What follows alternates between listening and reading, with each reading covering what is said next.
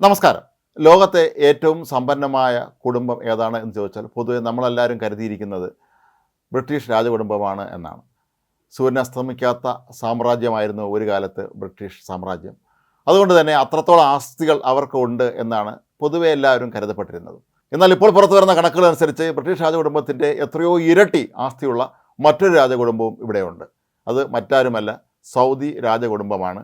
British രാജകുടുംബത്തെ എല്ലാം കടത്തി വെട്ടിക്കൊണ്ട് ലോകത്തെ ഏറ്റവും സമ്പന്നമായ കുടുംബമായി ഇപ്പോൾ മുന്നിൽ നിൽക്കുന്നത്. ഫോർബ്സിൻ്റെ കണക്കുകൾ പ്രകാരം ബ്രിട്ടീഷ് രാജകുടുംബത്തിൻ്റെ ആസ്തി $88 ബില്യൺ.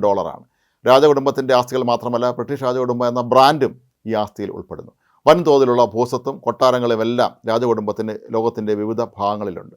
ലോകപ്രശസ്തമായ സവോയ് ഹോട്ടലും സോമർസെറ്റ് ഹൗസും എല്ലാം ഉൾപ്പെടുന്ന ബ്രിട്ടീഷ് രാജകുടുംബത്തിൻ്റെ വകയായ ലങ്കാസ്റ്റർ എസ്റ്റേറ്റിന് $755.4 മില്യൺ വില വരുന്നത്. ചാൾസ് രാജാവിൻ്റെ സ്വകാര്യ ആസ്തികൾ മാത്രം $72 മില്യൺ വിലമതിക്കുന്നതാണ്. എന്നാൽ ബ്രിട്ടീഷ് രാജകുടുംബത്തെക്കാളും ലോകോടീശ്വരന്മാരായ എലോൺ മസ്കിനെയും ബിൽഗേറ്റ്സിനെയും എല്ലാം കടത്തിവെട്ടുന്ന സ്വത്തുക്കളാണ് സൗദി രാജകുടുംബത്തിനുള്ളത്. മസ്കിൻ്റെയും ബിൽഗേറ്റ്സിൻ്റെയും മൊത്തം സ്വത്തിൻ്റെ 4 ഇരട്ടിയാണ് സൗദി രാജകുടുംബത്തിന് സ്വന്തമായിട്ടുള്ളത്. $1.4 ട്രില്യൺ ആസ്തിയാണ് സൗദി രാജകുടുംബത്തിനുള്ളത്. ഇത് ഇന്ത്യൻ രൂപയാക്കി നമ്മൾ മാറ്റുകയാണെങ്കിൽ നമുക്ക് സങ്കല്പിക്കാൻ പോലും കഴിയാത്ത രീതിയിലുള്ള അത്രയും വലിയൊരു തുകയായിരിക്കും ഇത്.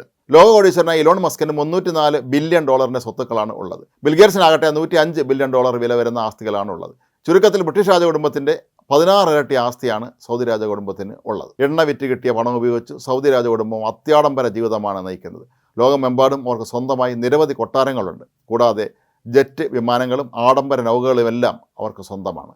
കോടികൾ വില വരുന്ന അപൂർവ പെയിൻറ്റിങ്ങുകളും ഇവരുടെ കൊട്ടാരങ്ങളിലുണ്ട്. ഒന്നാം ലോക മഹായുദ്ധത്തെ തുടർന്ന് അതുവരെ അതിസമ്പന്നമായിരുന്ന ഓട്ടോമൻ സാമ്രാജ്യം തകർന്നതിനെ തുടർന്നാണ് മധ്യപൂർവ്വ ദേശത്തെ രാജ്യങ്ങൾ പലതും അതിസമ്പന്നരായി മാറിയത്. മറ്റു രാജ്യങ്ങളിലെ ജനങ്ങൾക്കോ ഭരണാധികാരികൾക്കോ സങ്കല്പിക്കാൻ പോലും കഴിയാത്ത രീതിയിലുള്ള ആഡംബര ജീവിതമാണ് UAE, Kuwait, Oman, Bahrain, Qatar എന്നിവിടങ്ങളിലെ രാജകുടുംബാംഗങ്ങൾ നയിക്കുന്നത്. ലോകത്തെ വിവിധ ബാങ്കുകളിലും ആയിരക്കണക്കിന് കോടി രൂപയാണ് ഇവരുടെ നിക്ഷേപങ്ങളായിട്ടുള്ളത്. സൗദി രാജകുടുംബത്തിൽ 15,000-ഓളം പേരാണ് അംഗങ്ങളായിട്ട് ഉള്ളതെങ്കിലും ഇത്രയും സ്വത്തിൻ്റെ അവകാശികളായി ഇവരിൽ വെറും 2,000 പേർ മാത്രമാണ് ഉള്ളത് എന്നുള്ളത് മറ്റൊരു പ്രധാന കാര്യമാണ്. Salman bin Abdul Azeez Al Saud രാജാവാണ് നിലവിലെ രാജകുടുംബത്തിൻ്റെ തലവൻ. കിരീടാവകാശിയായ മുഹമ്മദ് ബിൻ സൽമാൻ രാജകുമാരന് ഫ്രാൻസ് ഉൾപ്പെടെയുള്ള രാജ്യങ്ങളിൽ വൻതോതിൽ സ്വത്തുക്കളുണ്ട്. ലിയോനാർഡോ ഡാവിഞ്ചിയുടെ കോടികൾ വില വരുന്ന പെയിൻറ്റിങ്ങുകളും രാജകുമാരൻ്റെ ശേഖരത്തിൽ ഉൾപ്പെടുന്നു.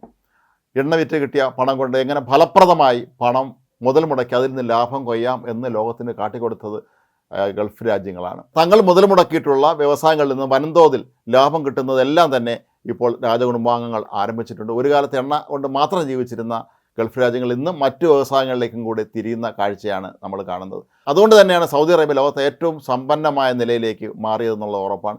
മറ്റ് ഗൾഫ് രാജ്യങ്ങളുമൊക്കെ തന്നെ സ്വത്തിൻ്റെ കാര്യത്തിൽ ആരെയും കടത്തിവെട്ടുന്ന രീതിയിൽ അസൂയാവഹമായ വളർച്ച തന്നെയാണ് നേടിയിട്ടുള്ളത്.